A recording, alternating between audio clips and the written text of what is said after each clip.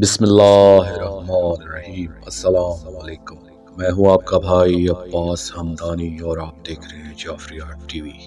آج کا ہمارا موضوع گفتگو ہے قلب شہید۔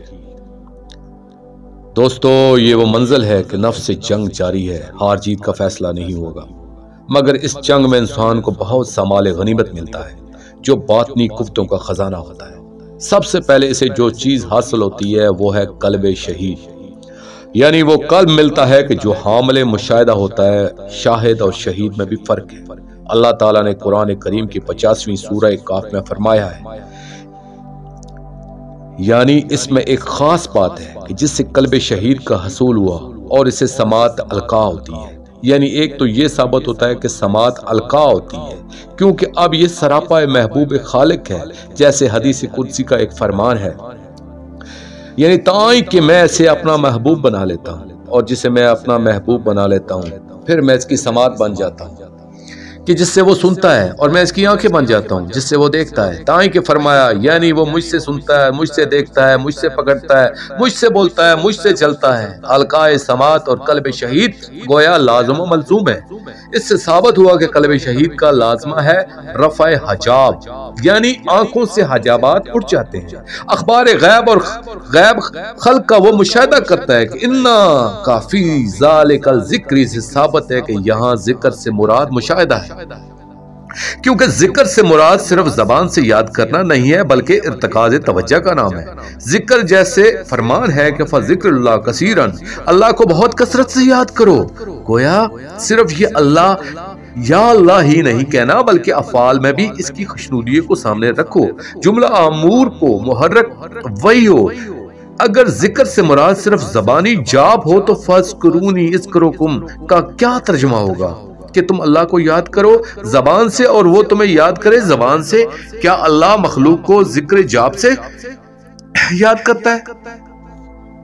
تو ثابت ہوا کہ اصل ذکر ہے ارتکاز توجہ ہو، اور زبان اگر نہ بھی چل رہی ہو تو تب بھی ذکر شمار ہوتا ہے۔ اس لیے فرمان ہے کہ الذکر الروح مشاہدۃ، کہ روح کا ذکر مشاہدہ ہے۔ دوست کے سامنے بیٹھ کر اسے دیکھنا اور توجہ کو اس کی جانب مرتکز رکھنا یہ بھی ذکر ہی ہے، مگر ذکر مشاہدہ ہے۔ یہ بھی ہے کہ جب مشاہدہ ہوگا تو آنکھوں سے نہیں، قلب کی آنکھوں سے، کیونکہ جب قلب کو آنکھیں مل گئیں تو نام ہوا قلب شہید۔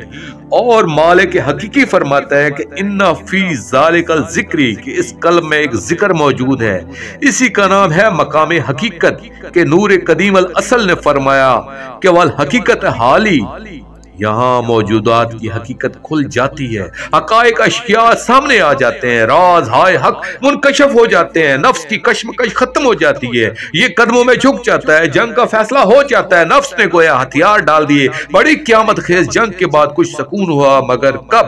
لن تنالوا البر حتی تنفقون، کہ جب تک اپنی سب سے پیاری چیز قربان نہ کی جائے یہ منزل حاصل نہیں ہوتی ہے۔ یہ تسخیر نفس کی منزل، مگر یہ آخری منزل نہیں، کیونکہ اس منزل تک مسلسل ہی جان، طوفان، مد و جزر موجود ہیں، خیالات، وسواس، مانعات، خطرات ساتھ ساتھ رہے، مگر اس سے اگلی منزل بہت بڑی منزل ہے، اہم منزل ہے، جہاں جملہ ہی جان دم توڑ دیتے ہیں۔ اس کے بعد جو منزل ہے وہ قتل نفس کی منزل ہے۔ دوستو، باقی واقعات آئندہ آنے والی ویڈیو میں پیش کیے جائیں گے۔ آخر میں شکریہ ادا کروں گا اپنے مرشد کریم سید محمد جعفر الزمان نقوی البخاری سرکار دامت اللہ تعالی کا۔ یہ مضمون میں نے ان کی کتاب اسرار الابدیات سے پیش کیا ہے۔ اور آخر میں اپنے پاک شہنشاہ کی بارگاہ میں دعا کریں گے، اللہ جل یا ولی المظلومین، یا امان الخائفین، یا بلد الامین، یا سفینۃ النجات، اجر اللہ تعالی فرجک وصلوات اللہ علیکہ، یا ربا محمد و آل محمد صلی اللہ محمد و آل محمد واجل فرج آل محمد صلی اللہ علیہ وآلہ وسلم۔